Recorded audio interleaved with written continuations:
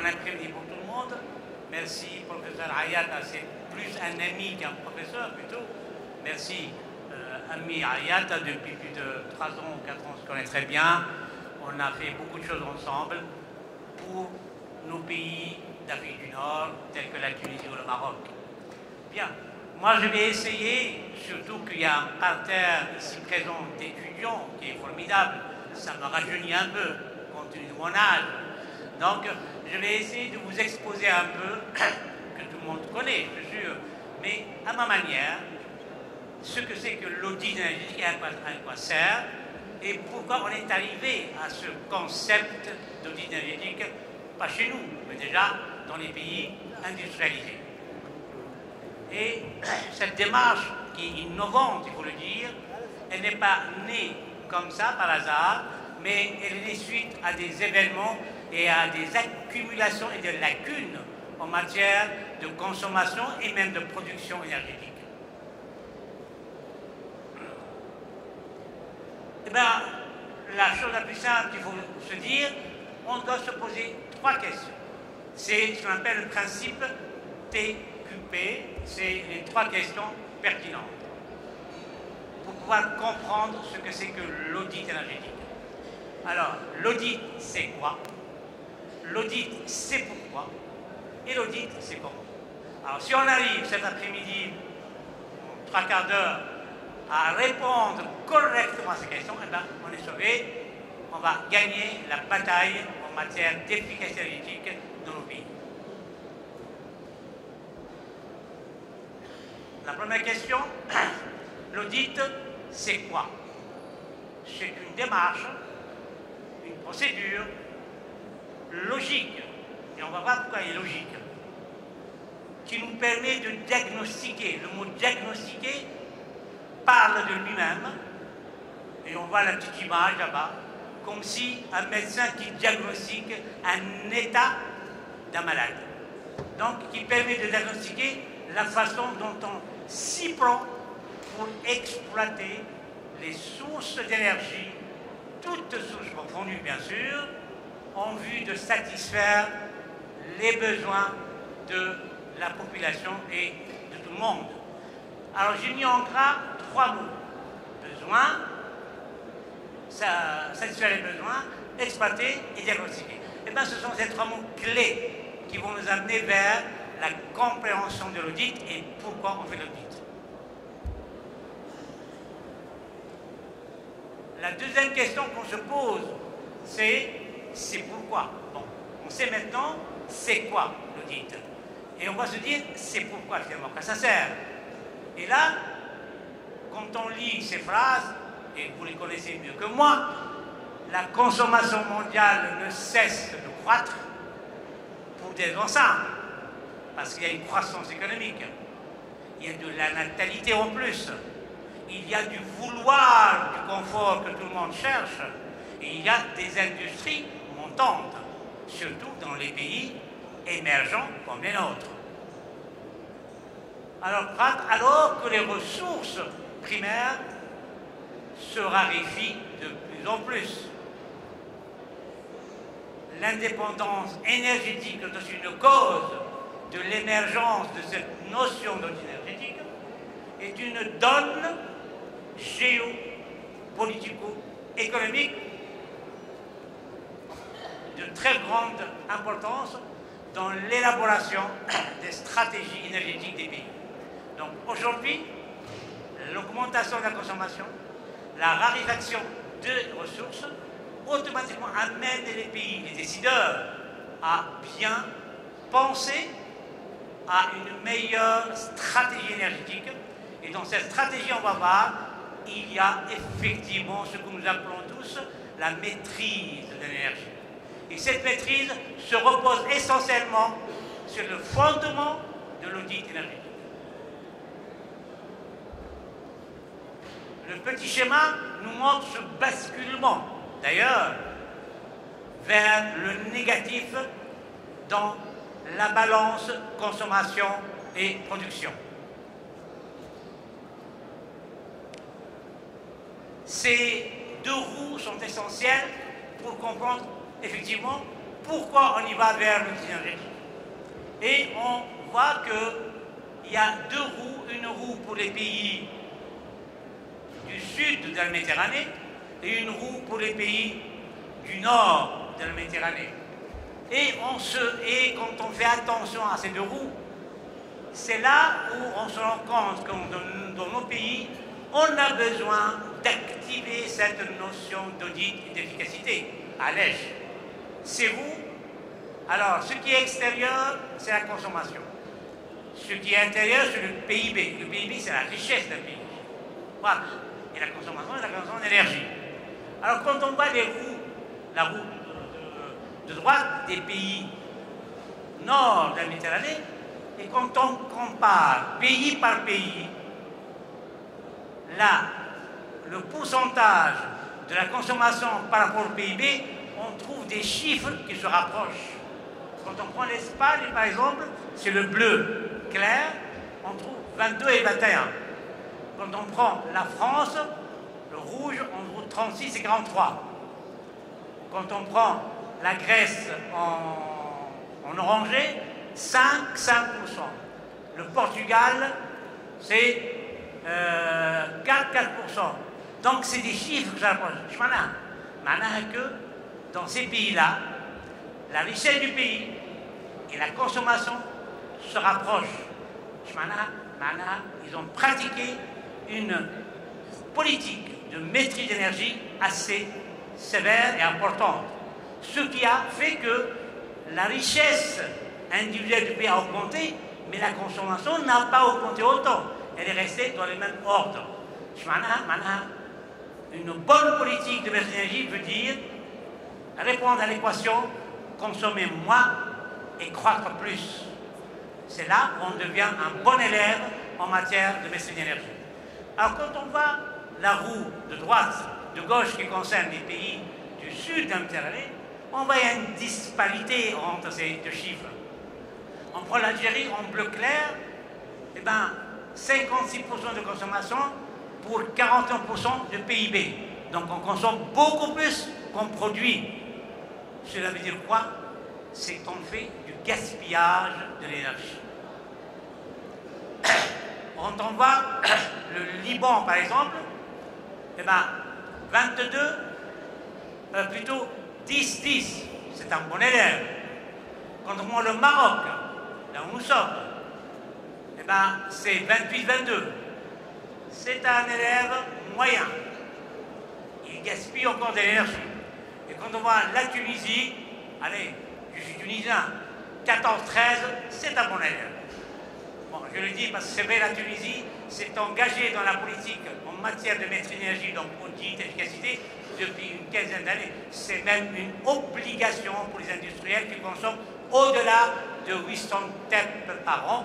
Ils sont obligés de se faire auditer et surtout de mettre en application les solutions préconisées par l'auditeur pour effectivement faire baisser la consommation de leurs unités, que ce soit industrielle, tertiaire ou hôtelière.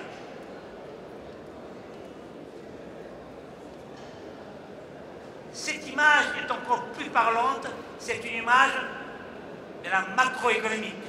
Mais nos chers étudiants, futurs ingénieurs, on vous veut ingénieur et économiste en même temps. Un ingénieur tout court, il ne vaut pas grand-chose. Un ingénieur qui a l'esprit économiste, il vaut beaucoup. Parce qu'on dira dans son entreprise, il pensera à consommer d'énergie pour produire, mais à la consommer bien, en vue d'économiser au maximum. C'est ça le bon ingénieur. Moi, quand j'embauche un ingénieur, s'il n'a pas cet esprit d'économiste, pour moi, ce n'est pas un ingénieur, c'est un technologue. Donc, ce n'est pas intéressant. La technologie, technologue, c'est le technicien, ouvrier. Mais l'ingénieur, il doit être un technologue, économiste en même temps. Donc, quand on voit ce schéma aussi, il est très parlant. Prenons la Libye. Le point rouge, c'est la consommation électrique. Le carré bleu, c'est le PIB, donc c'est la richesse du pays. Et le point noir, c'est la consommation d'énergie primaire. Et qu'est-ce qu'on voit? On voit que la Libye, par exemple, le PIB, il est à 4% à peu près. Alors que la consommation électrique, elle est au-delà d'1%. C'est-à-dire quoi? Il n'y a pas de croissance, il n'y a pas beaucoup de richesse individuelle, mais il y a une consommation énorme. Il y a du gâchis, il y a du gaspillage d'énergie. Bon, pour la Libye, ça se comprend, surtout en électricité, sachant qu'en Libye, le réseau de transport et de distribution électrique, sur ce réseau, ils perdent 45% de pertes, rien que sur le réseau déjà, sans compter le reste. Quand on voit l'Algérie, qui est un très grand producteur de pétrole et de gaz, là aussi c'est un mauvais élève, parce que son PIB il est à 3,5, alors que sa consommation électrique elle est à presque 6,2. Encore une fois, pour savoir que le pays est un pays qui a bien su gérer l'énergie, donc à économiser, il faut que le PIB et la consommation électrique soient les plus proches l'un de l'autre. Et ça, on le voit au Maroc, pas mal, et on le voit en Tunisie aussi, pas mal aussi. En Tunisie, c'est encore mieux. Nous avons effectivement un PIB et une consommation énergétique qui se rapprochent de très près. Donc, on peut dire que ce pays-là est en train, effectivement, de pratiquer une politique en matière de maîtrise d'énergie assez volontariste.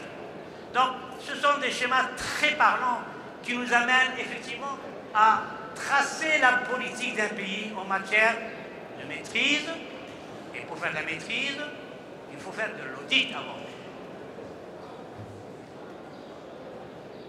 Eh bien, ces petites boules qui se baladent sont très signifiantes aussi. On a un amas de boules qui sont...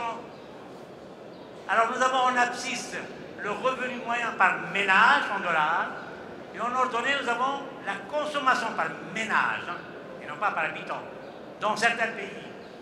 Alors, de ce côté-là, nous avons un peu les pays du nord du bassin méditerranéen avec le Liban en plus, et de ce côté-là, nous avons les pays en sud. Et on voit très bien que les pays du sud sont un peu à la traîne en matière de consommation et de pays et de revenus. Mais c'est pas mauvais, ça. Ça veut dire quoi? Ces pays qui sont à la traîne, par le biais de la croissance, ils vont vouloir rattraper les autres. Mais on doit simplement ne pas faire l'erreur des pays industrialisés. On doit les rattraper en respectant la formule plus de croissance, moins de consommation. Et c'est là où on devient des gens raisonnables, responsables. Nous consommons pour produire, mais on ne consomme pas pour gaspiller. Et c'est ça l'important. Donc, il ne faut pas la voir sous un angle pessimiste. Moi, je la vois sous un angle plutôt optimiste. Ben là, c'est encore plus parlant. Ça, c'est la fameuse dépendance. Et c'est une des causes où l'audit est devenu intéressante. Nous, là, c'est le ratio de dépendance énergétique. Un pays qui dépend, il dépend des autres. Il n'est pas indépendant. Pour son énergie primaire, il l'importe d'ailleurs. Donc c'est un pays qui est dépendant, donc c'est un mauvais pays. Et quand on voit les pays qui sont dépendants, sur votre droite, on voit le Maroc, malheureusement, on voit le Liban, on voit la Jordanie, on voit la Palestine, et on voit la Tunisie qui, dans le temps, juste avant 2000, elle était indépendante énergétiquement. Aujourd'hui, la Tunisie est aussi dépendante, à moindre mesure, mais elle est dépendante quand même. Et si on était, jusqu'à l'an 2000, pas trop indépendant, pas trop dépendant parce qu'on pratiquait de la maîtrise d'énergie, et on continue à le faire, et c'est pour ça que même notre dépendance n'est pas très importante, et on espère la vaincre dans les années à venir. Alors que de l'autre côté de la barrière, dans le côté indépendance, on trouve tous les autres pays, essentiellement la Libye, le Yémen, l'Algérie, parce qu'ils sont des super producteurs, ils sont plutôt des exportateurs d'énergie primaire. Une autre cause qui nous encourage d'aller vers l'audit, donc vers l'efficacité. Ça, c'est à l'échelle mondiale. Vous avez 3 graphes. Un représente l'industrie, le transport et le bâtiment. Eh bien, au jour d'aujourd'hui, à l'échelle mondiale, la moyenne mondiale, nous sommes loin d'une maîtrise et d'une efficacité importante en matière d'énergie, puisque dans l'industrie, nous avons atteint 40%, il y a encore 60% à faire. Pour le transport, 35%, il y a 65% à faire. Et pour le bâtiment, il y a encore beaucoup à faire, 85%, sachant que le bâtiment, d'ici 2030, sera le secteur le plus énergivore. Et pourtant, le potentiel, le gisement d'économie d'énergie qui va faire gagner au pays des milliers de kilowattheures, c'est l'efficacité énergétique et non pas les énergies renouvelables. Les énergies renouvelables ne sont que pour 20, 25%, 30% maximum, alors que l'efficacité énergétique, et pour atteindre une bonne efficacité, il faut déjà faire un très bon audit énergétique bien programmé. Donc, toutes ces diapos qui sont passées, c'est une réponse à la question pourquoi on fait de l'audit. C'est pour pallier à ces insuffisances, à ces aléas que nous avons vus. Une autre cause qui nous mène vers, effectivement, plus d'efficacité, donc plus d'audit, c'est le côté environnemental. C'est un impact quand même assez important.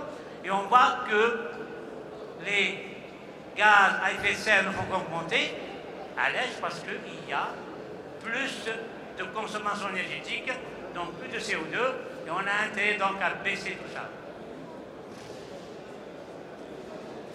Et on atterrit sur les 2 sujets de notre intervention, qui est l'économie ou bien l'audit dans le bâtiment et celle dans l'industrie.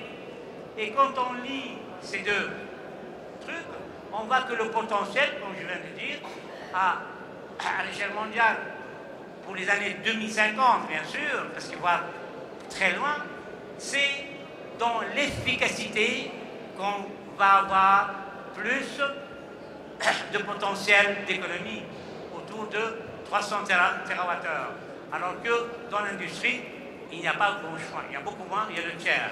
Donc, on a intérêt à l'est parce que durant ces 20 dernières années, les pays industrialisés et ceux qui sont émergents ont travaillé beaucoup sur l'efficacité énergétique et l'audit dans l'industrie. Et on a beaucoup délaissé le bâtiment et on s'est rendu compte que le bâtiment est aussi un secteur très énergivore, donc il faut s'atteler sur ce secteur.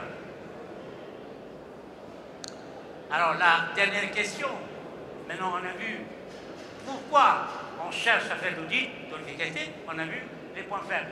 Alors maintenant, comment faire l'audit? Ben, c'est simple, c'est un diagnostic de performance qu'il faut faire.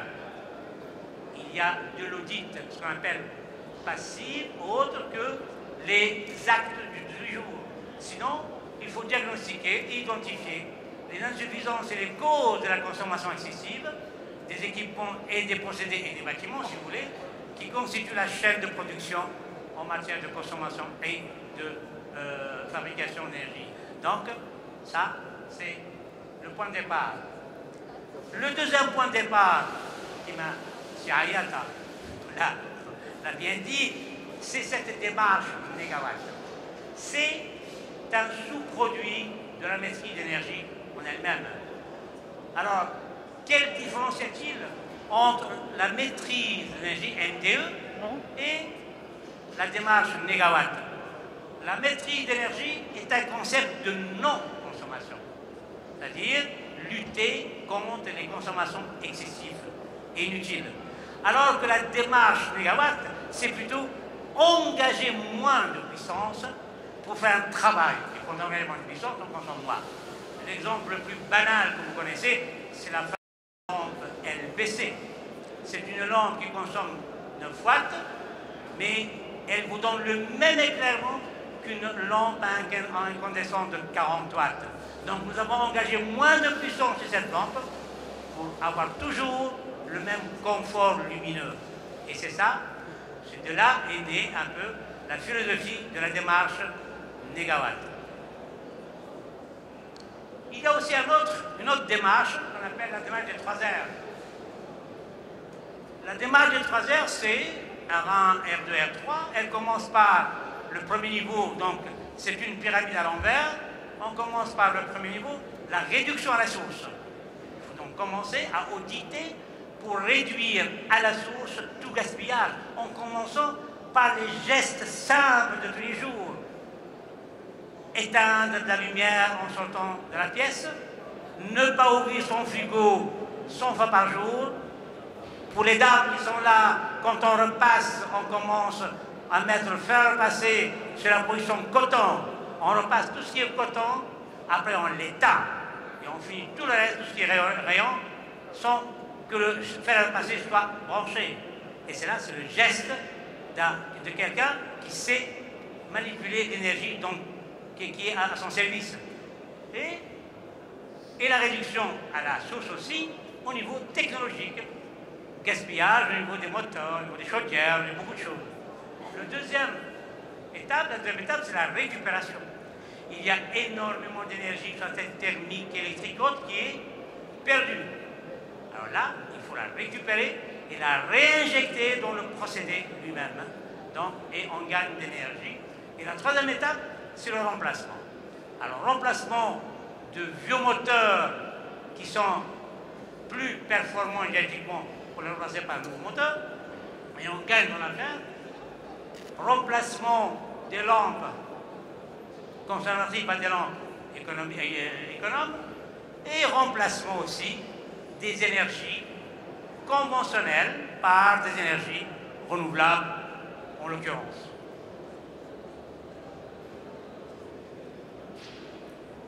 L'évolution à peu près mondiale de la consommation par secteur 2000-2050, et là on affine un peu puisqu'on descend au secteur de consommation.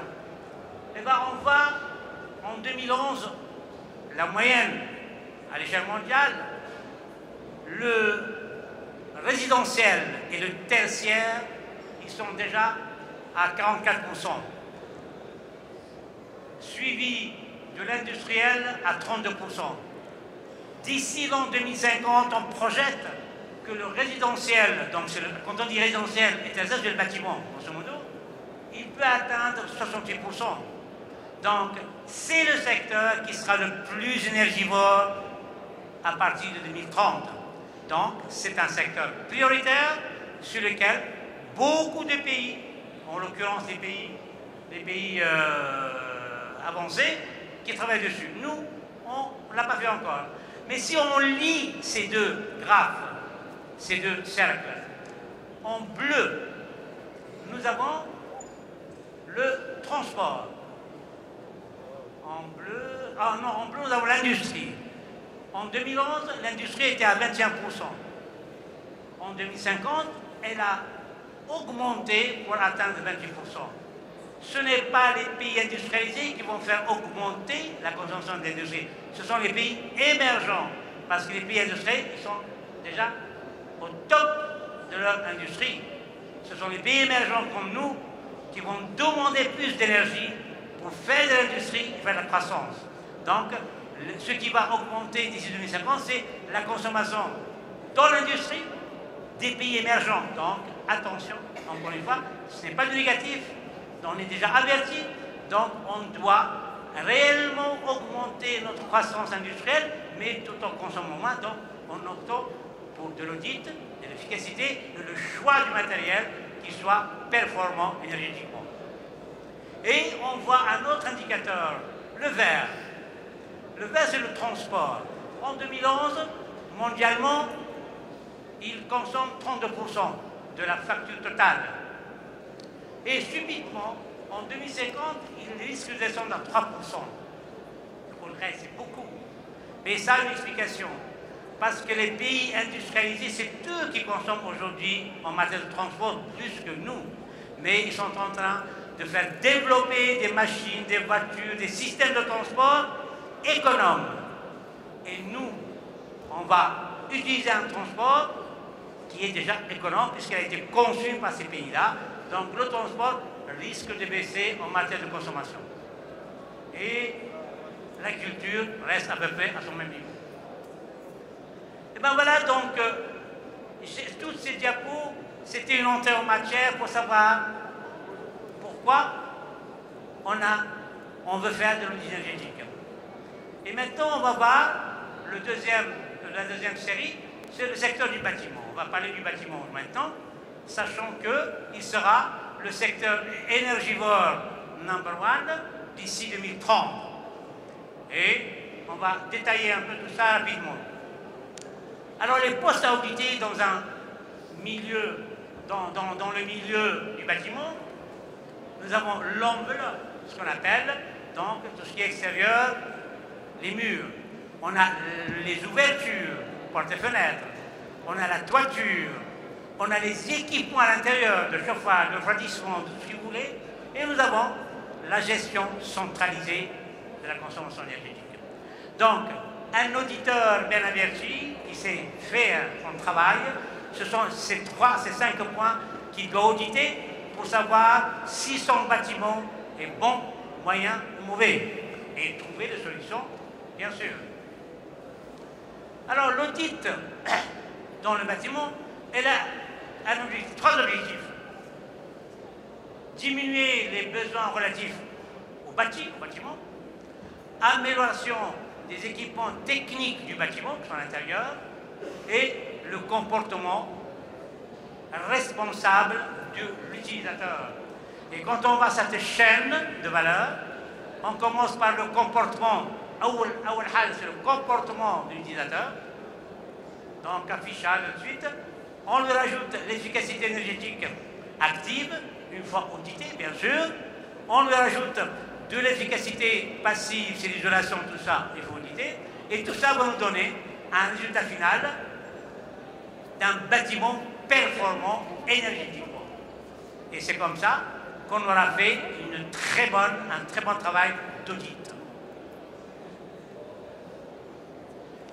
Et ben voilà le schéma synoptique d'une opération d'audit énergétique. Ça paraît compliqué, certes, mais c'est très simple à comprendre. Sur ma gauche, j'ai les moyens. Sur ma droite, j'ai les systèmes de pilotage de l'audit. En haut, j'ai les prestations. Donc, j'ai un premier cercle qui est le plan d'audit. Donc, avant d'entamer un audit, il faut déjà établir un plan d'audit. En bas, j'ai un deuxième cercle qui s'appelle mission d'audit. J'ai fait un plan, je vais faire la mission maintenant. Et entre les deux, ce clivage important entre les deux, qui est l'évaluation, je fais des va-et-vient entre ce que j'ai planifié et ce que j'ai fait après. Donc, ce va-et-vient permet effectivement de réguler un peu, de rattraper les manques, les points que j'ai oubliés. Et c'est comme ça, l'audit, ce n'est pas figé. Ce n'est pas un système figé, c'est un système dynamique et il doit l'être, sans quoi l'audit n'a aucun sens. Et bien tout ça, on a fait tout ça pour arriver à quoi dans ce bâtiment? Pour arriver à une labellisation, aujourd'hui, ce qu'on appelle l'étiquetage, la classification d'un bâtiment, pour arriver à mieux classer entre habitants, et ça se mesure par le nombre de kilowattheures par mètre carré par an consommés par un bâtiment. Et ben, nous commençons en bas autour de 450 pour être en haut à moins de 50 kilowattheures par mètre carré par an de consommation, et c'est ça le top. Bon, aujourd'hui, les pays les plus avancés tournent autour de la classe B et C. Nous, Tunisiens, nous sommes encore à la classe E, voire à cheval, mais nous avons, comme le Maroc, nous avons mis, on a mis les bouchées doubles pour dynamiser une politique en matière de réglementation technique des bâtiments, et nous sommes donné un objectif 2020 pour arriver à C. Inch'Allah, on le fera. Et c'est l'éco-bâtiment, c'est l'éco-BAT. Alors, qu'est-ce qu'il y a à auditer finalement dans un bâtiment? L'étanchéité du bâti. L'étanchéité à l'air, bien sûr, représente une bonne part de la marge de progression possible en matière d'économie d'énergie. La maîtrise de ce paramètre d'étanchéité est essentielle pour atteindre des économies de 30%, et c'est faisable, ce n'est pas de l'utopie. Le deuxième poste, c'est le poste d'éclairage dans un bâtiment qui soit résidentiel ou public. Le poste d'éclairage représente en moyenne aujourd'hui, quand c'est mal fait, 15% de la consommation globale d'un bâtiment. Hormis, bien sûr, le chauffage, ainsi de suite. Il constitue donc également un élément de confort. Quand on est dans l'administration, dans un atelier, même chez soi, on veut avoir une lumière confortable qui va avec nos possibilités visuelles. Donc, quand on le soigne, ce poste, en baissant sa consommation par des procédés qui existent aujourd'hui, on va gagner sur la consommation, mais aussi on va gagner sur le confort lumineux. L'économie possible est de 50%. Vous allez me dire trop. Non, c'est pas trop. Aujourd'hui, quand on passe de la... surtout dans l'industrie, bon, chez soi peut-être un peu moins, mais quand on passe d'une lumière classique HPL, un truc comme ça, à une lumière type iodure ou même type LED, c'est encore mieux, eh ben, on gagne facilement les 50% sur la consommation. Le poste climatisation. Alors le mot, qu'on le sache, le mot climatisation, c'est froid. Climatiser un lieu, c'est le chauffer ou le refroidir. Donc ça concerne aussi bien le chauffage que le refroidissement. Un bâtiment économe en énergie nécessite des équipements pour la climatisation chaud ou bien froid, peu puissants, donc moins consommateurs d'énergie. La qualité du dimensionnement d'une installation sera décisive pour garantir la performance annoncée, parce que le matériel que nous achetons qui est classé A ou B, le constructeur nous a donné une performance max. Si on veut vraiment profiter de cette performance max, il faut que notre bâti soit bien isolé pour ne pas faire travailler au-delà de ses possibilités ce matériel et perdre de l'énergie. Et là, nous pouvons économiser jusqu'à 25%. L'eau chaude sanitaire, qu'elle soit résidentielle ou dans le collectif, hôtel, caserne, je ne sais pas qui. Donc là, opter pour la solution solaire thermique aujourd'hui, c'est vraiment le b.a.-ba. Le professeur Larossi l'a bien dit.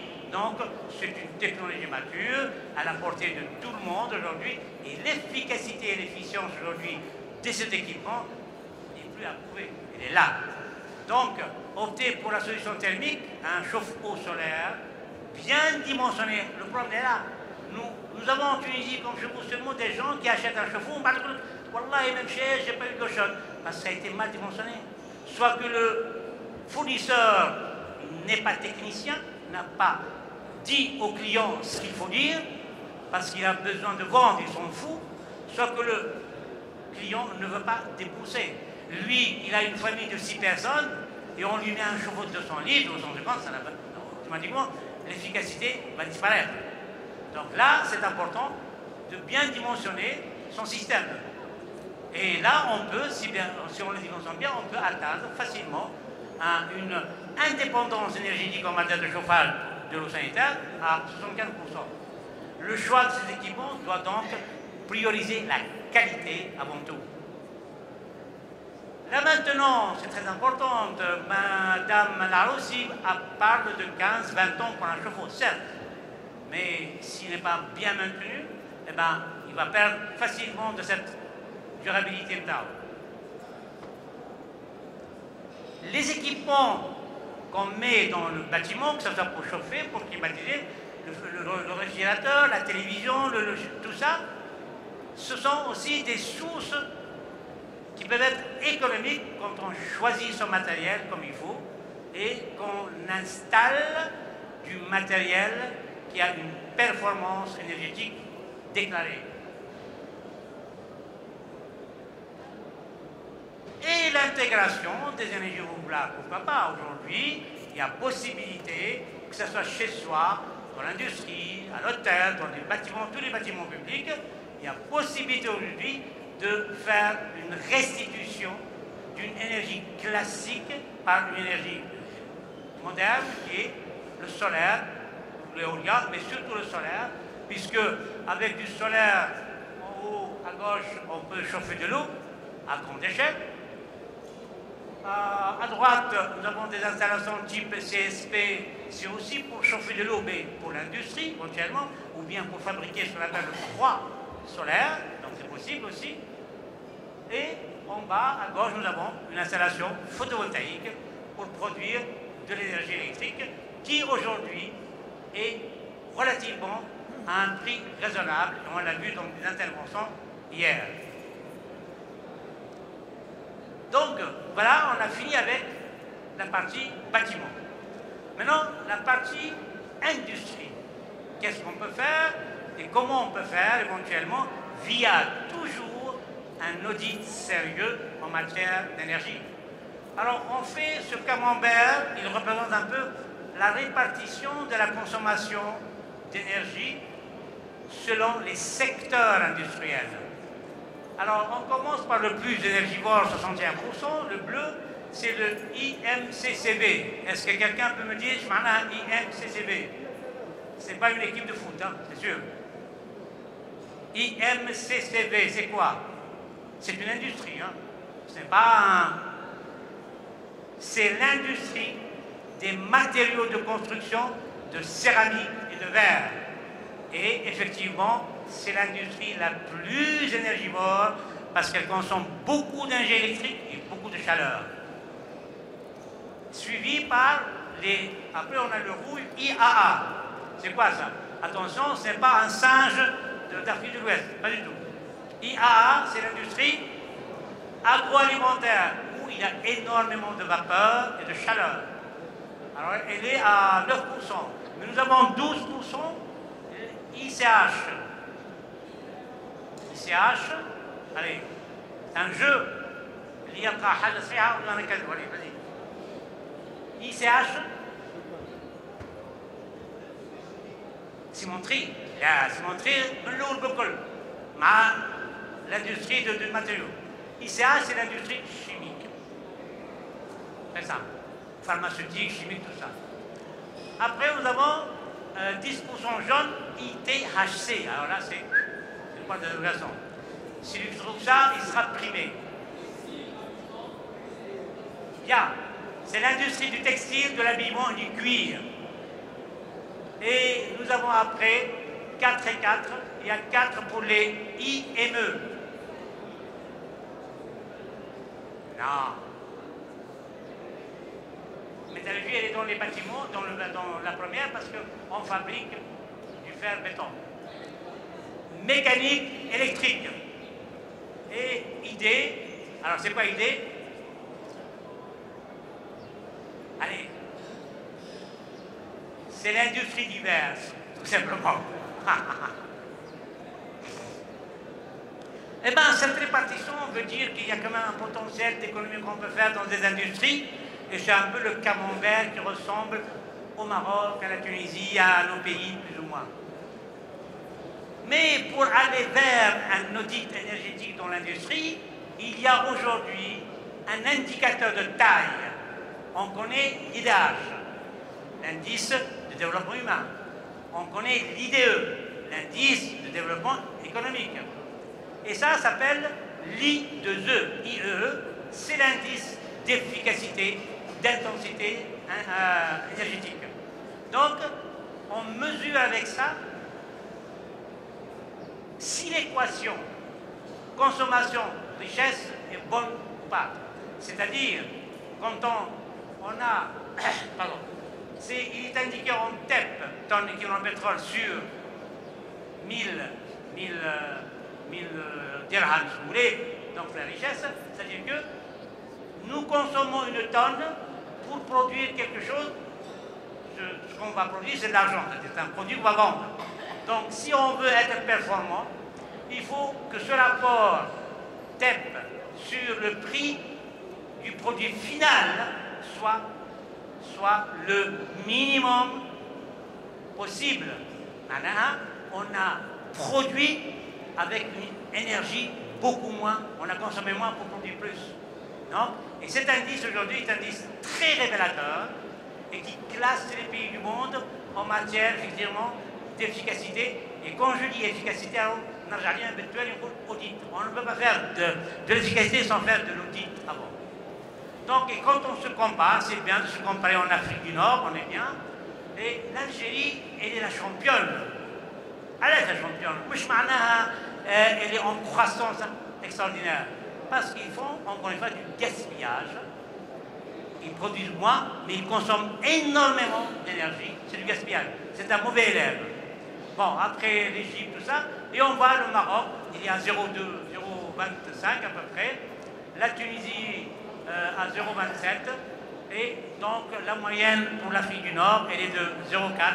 Donc on a encore du chemin à faire, à l'èche, parce qu'on va se comparer aux pays qui sont autour de nous. Et on va, par exemple, la moyenne monde, on voit les USA et on voit les pays européens industrialisés, donc qui sont à 0,19 à peu près, et on peut le faire. Le Maroc, on n'est pas trop loin, on est à 0,25, chacun 0,28, donc il y a possibilité. Bien sûr, ça ne va pas se faire tout seul, ça se fera par un effort de tous, aussi bien chez soi qu'à l'usine, que imaginez, et je le vois un peu partout chez vous, le soir quand les employés quittent une administration, la lumière reste allumée, en été le climatiseur est allumé et en hiver le chauffage est allumé alors qu'ils ont quitté. Et là, c'est la mauvaise gestion en matière de consommation. Et c'est de là, les économies viendront de là.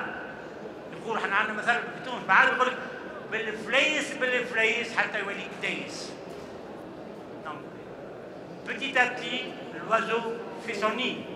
Voilà.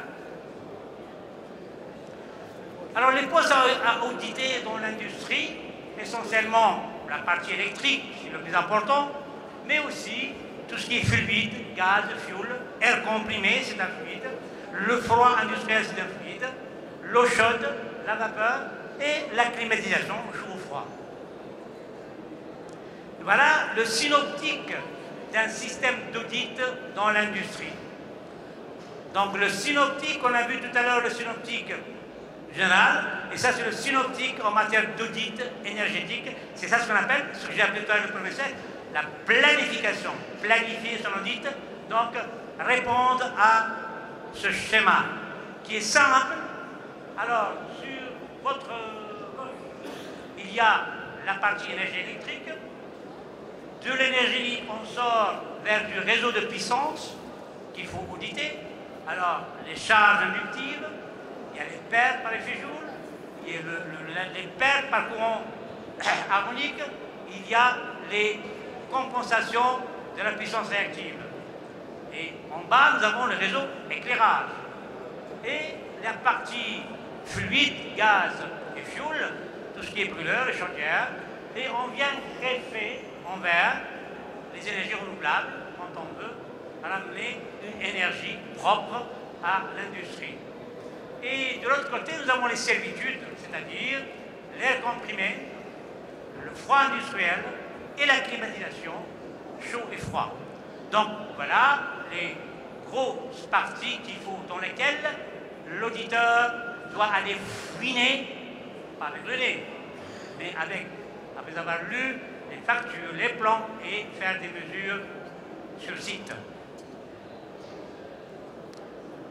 Donc, quand on fait tout ça, eh bien, il y a des économies qu'on tombe dans la cagnotte qui représentent à peu près 10 à 30. On peut faire gagner un industriel jusqu'à 30% en faisant un audit assez sérieuse et il est gagnant dans l'affaire, en investissant bien sûr.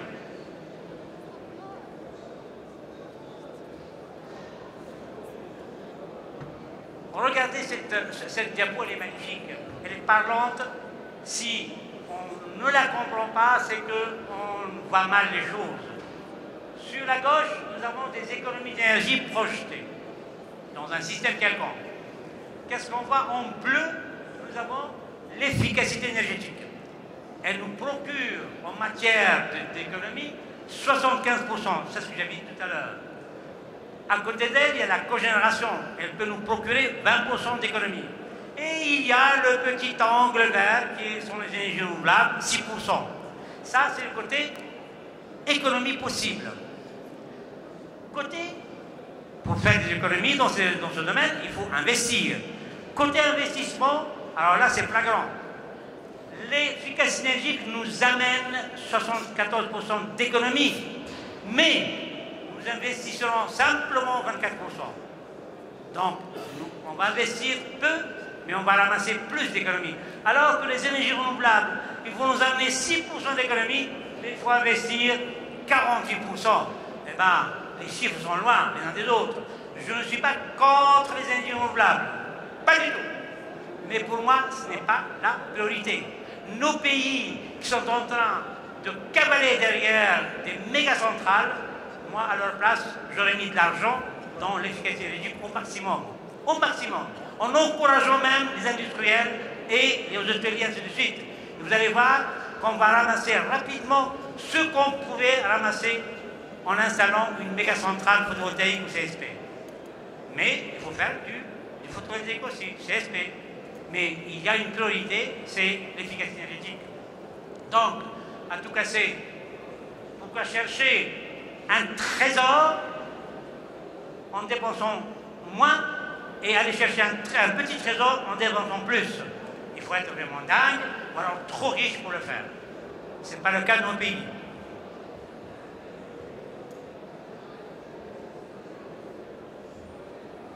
Tout ça va nous mener à quelque chose qui s'appelle le management, les systèmes de management d'énergie.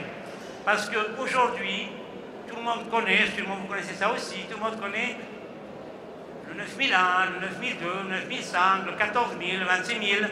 Mais aujourd'hui, la nouvelle donne, c'est les systèmes de management d'énergie.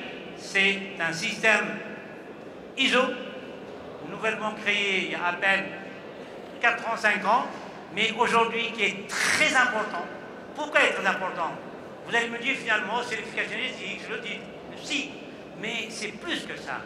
Parce que l'audit énergétique, elle détermine les insuffisances, mais elle n'oblige pas l'application. Le système de management d'énergie de 50001, il est là pour obliger la personne qui a fait l'audit d'aller au-delà de l'audit, aller vers l'application de solutions, le suivi et le retour, qu'on a vu, pour corriger éventuellement. Et c'est là le plus important. Alors là, je l'ai défini, je l'ai déjà défini parce que là, il s'approche de moi parce que c'est dangereux là. Et je finis par une chose qui est formidable, que j'ai toujours défendue et qu'on a pu appliquer, comme je l'ai dit, la fonction homme-énergie. Eh bien, pour pouvoir mettre en application le système de management d'énergie, s'il n'y a pas un garde-fou pour être derrière cette application au sein de l'entreprise, ça ne sert à rien. Donc, la création de la fonction homme-énergie pour vous, futurs ingénieurs, technologues, économistes, c'est l'avenir parce que l'homme-énergie, il va manager au quotidien, faire un audit une fois par an par un expert et laisser le rapport dans le tiroir, ça ne sert à rien. L'audit est du quotidien et c'est de l'instant. Donc, c'est un système dynamique et non pas figé. C'est ce que j'appelle l'audit interne. Et bien voilà notre cher auditeur qui est courbé en deux avec sa loupe en train de chercher les problèmes tous les jours au sein de l'entreprise.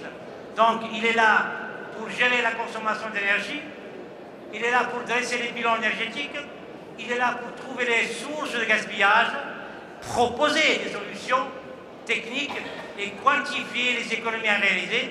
Il est là pour faire appliquer les consignes de bon usage. Il est là pour afficher les économies réalisées. Il est là pour assurer un suivi rigoureux. Il est là pour corriger le tir pour plus d'économies. Donc c'est un travail très important. Ce n'est pas n'importe qui. C'est un ingénieur chevronné de 5 ans au moins d'expérience, avec une bonne formation en audit et avec un système de management d'énergie qui est capable de faire ça. Mais c'est l'avenir, à mon sens. Je sais qu'en Tunisie, les grosses sociétés chez nous, ils ont opté pour cette fonction que nous avons appelée la fonction homme-énergie. D'ailleurs, l'État, alhamdoulilah, il a des bons côtés, ça a, des Belges. Donc, dans l'administration et les ministères et les hôpitaux de l'État, ils sont obligés d'embaucher une personne qui sera formée pour cette fonction. L'État le paye pendant 5 ans, pendant 2 ans. Elle paye la CNSS pendant 5 ans, mais vous l'embauchez. Et le suivi de son travail, il est aussi fait par l'Agence pour l'énergie. Pour créer un suivi et non pas n'importe quoi. Un rapport tous les 6 mois doit être envoyé à l'Agence pour l'énergie pour suivre ce qu'il fait. Donc c'est une fonction d'avenir.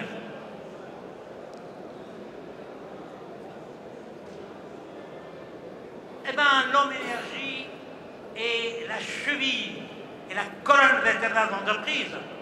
Et exprès, j'ai dessiné ici, j'ai la photo d'une femme par homme, ces grandes tâches que j'ai mis. Et je conçois que la femme est plus apte pour faire ce travail-là, parce qu'elle est autoritaire avec intelligence.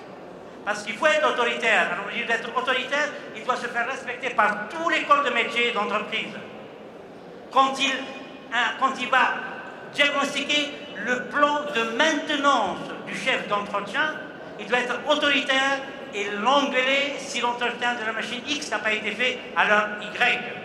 Et là, je suis certain qu'une femme pourra faire le travail mieux qu'un homme, excusez-moi, avec respect aux hommes.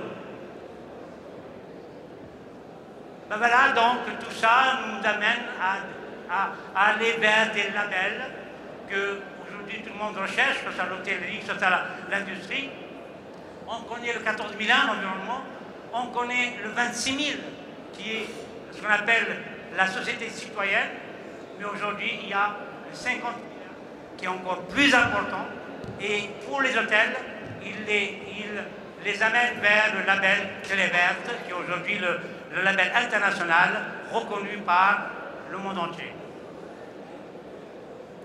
Donc, je finis ma représentation par cette diapo où nos enfants, parce que sachez que cette terre n'est pas la nôtre, elle nous a été prêtée par nos ancêtres et on doit la redonner à nos enfants, petits-enfants, dans un bon état, voire meilleur. Et c'est là où on a gagné le défi. Et merci.